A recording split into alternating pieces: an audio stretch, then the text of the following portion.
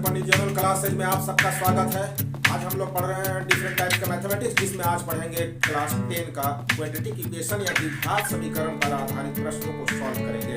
जो quadratic equation पर जो होता है X square plus B X plus C बराबर 0, उस पर आधारित जो प्रश्न होते हैं उसको सॉल्व करेंगे। चलिए प्रश्न संख्या नंबर 1 में चले, यानी कि पहला प्रश्न देखिए क्या है। ऐसी दो संख्याएं ज्ञात कीजिए जिनका योग 2700 और गुणनफल 182 हो। चलिए इसको हम लोग प्रश्न को हल करते हैं। प्रश्न को हल करने के लिए क्या किए हम कि पहली संख्या को x मान लिए, दूसरी संख्या को 27 माइनस एक्स, क्योंकि दोनों को जोड़ेंगे तो 27 आ जाएगा, 27 आ जाएगा। अब प्रश्न क्या कहता है कि दोनों का गुणनफल 182 है। दोनों का गुणनफल कितना है? दोनों संख्याओं का गुणनफल 182 है, तो x गुना 27 माइनस एक्स गुना कर दिए तो 182 समीकरण एक मिल गया।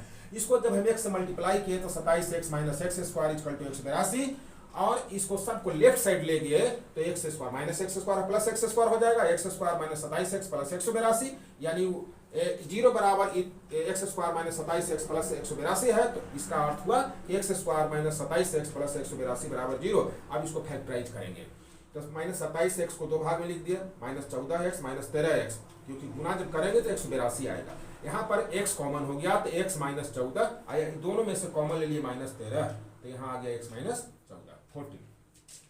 अब x माइनस 14 यहाँ भी गुना है, x माइनस 14 यहाँ 13 में भी गुना है, तो x माइनस 14 कॉमन हो गया, तो x minus 14 into X minus 13 equal to 0। इसका मतलब हुआ कि x बराबर 13 और 14, यानी अभिष्ट दो संख्याएं हुआ 13 और 14। चलिए अगले प्रश्न में हम लोग चलते हैं।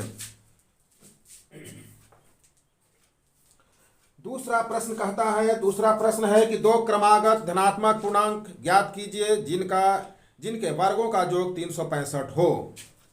तो इसको हल हम लोग चलिए करते हैं। कैसे करते हैं? इस प्रश्न को सॉल्व करने के लिए क्या किया कि मान लीजिए कि दो पूर्णांक है x और x प्लस 1, लगातार क्रमागत बोला है ना, इसलिए x और x प्लस 1 होगा। जैसे कि पहला पूर्णांक अगर 20 है तो दूसरा पूर्णांक 21 होगा लगातार, यानी कि एक ज्यादा। इसलिए पहली संख्या अगर x है तो दूसरी संख्या होगी x प्लस 1।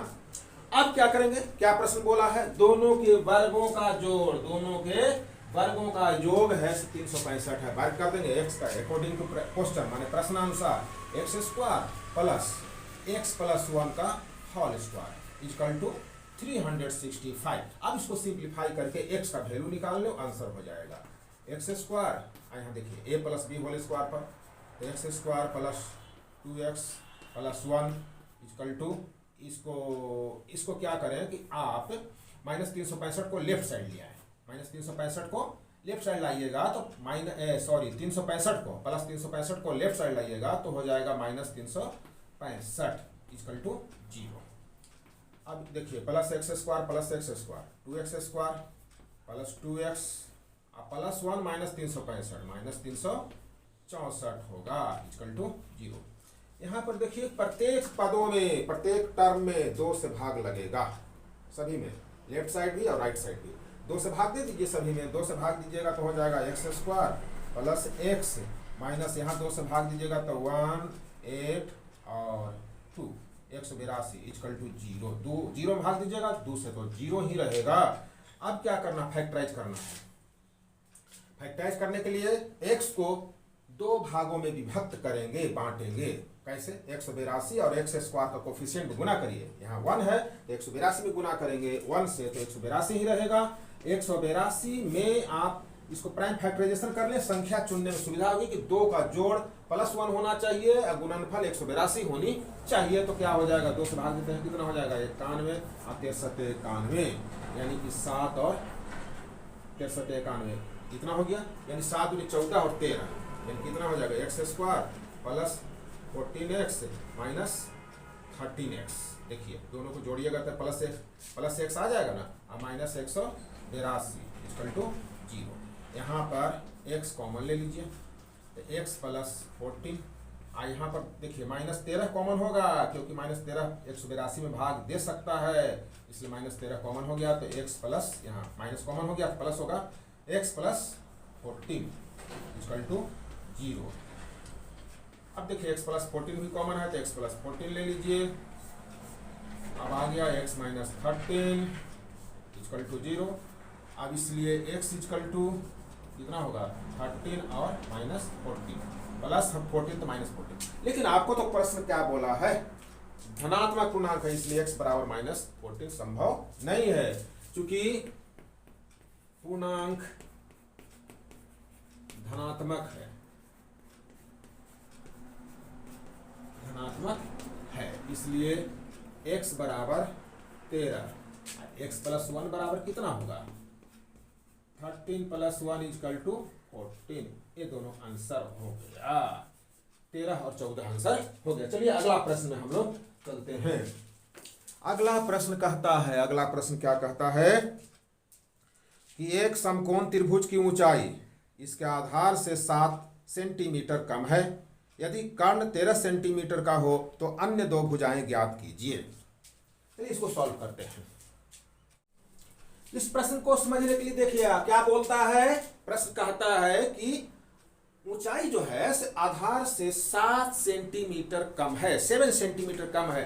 इसलिए हम समकोण त्रिभुज बना करके आपको हम समझाने की कोशिश कर रहे हैं कि देखिए ये समकोण त्रिभुज बी है, तो बी कर्ण बोला है, मानी कर्ण बोला है 13 सेंटीमीटर, 13 सेंटीमीटर बोला है, 13 सेंटीमीटर, और ऊंचाई आधार को x मान लेते हैं। यहां पर लिख लीजिए माना कि, इस तरह से माना कि आधार बराबर x, इसलिए ऊंचाई बराबर x - 7। अब समकोण त्रिभुज है, पाइथागोरस के सूत्र से क्या होगा, लंब स्क्वायर प्लस आधार स्क्वायर बराबर कर्ण स्क्वायर। एक फार्मूला है पाइथागोरस के सूत्र से, लंब स्क्वायर प्लस आधार स्क्वायर बराबर कर्ण स्क्वायर, इस तरह से।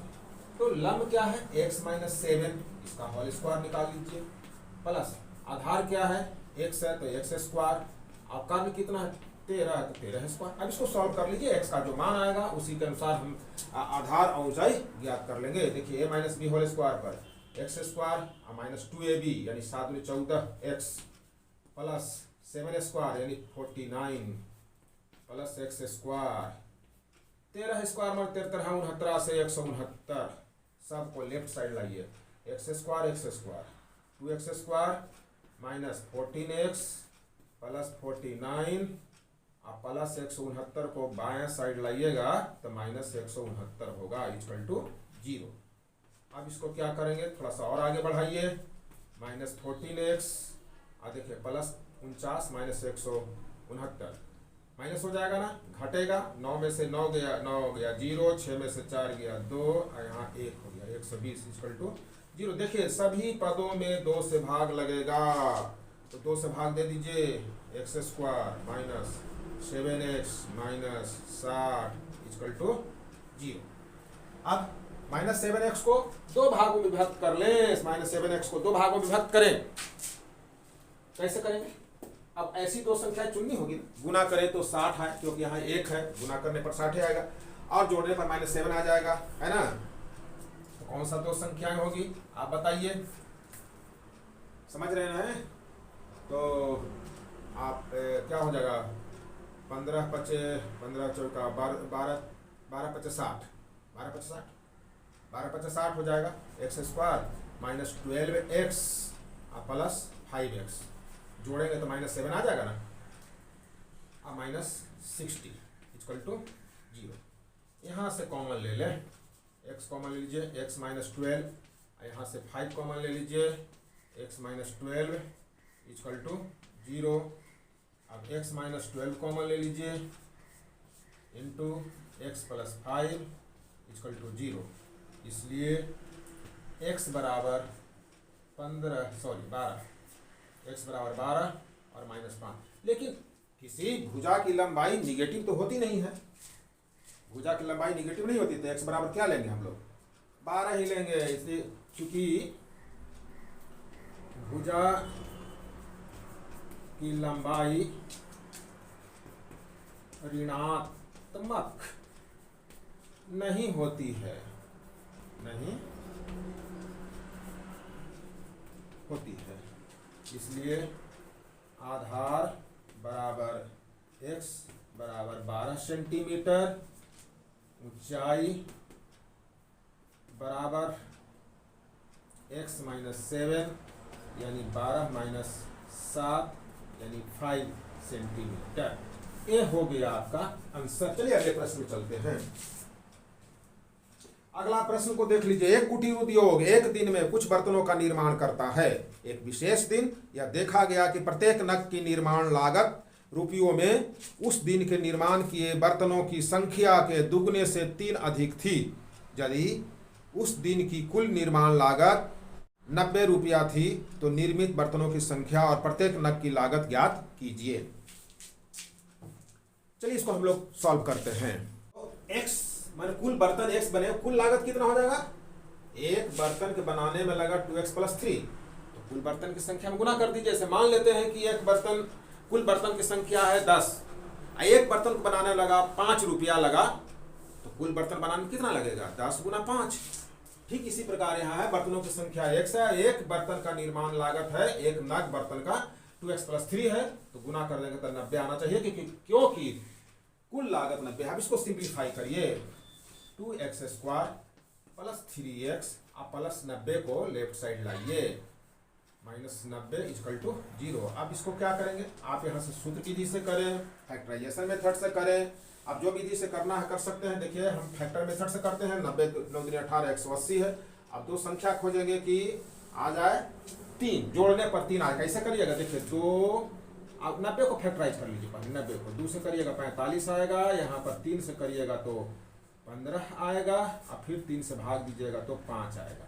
तो आपके पास क्या गुना बचा? देखिए एक और ये वाला 2 है, ये वाला 2 है, 2 × 2 × 3 × 3 × 3। अब इसी से दो संख्या बना लीजिए कि जोड़ पर 3 आ जाए, गुना करने पर तो 90 × 2 आ ही जाएगा।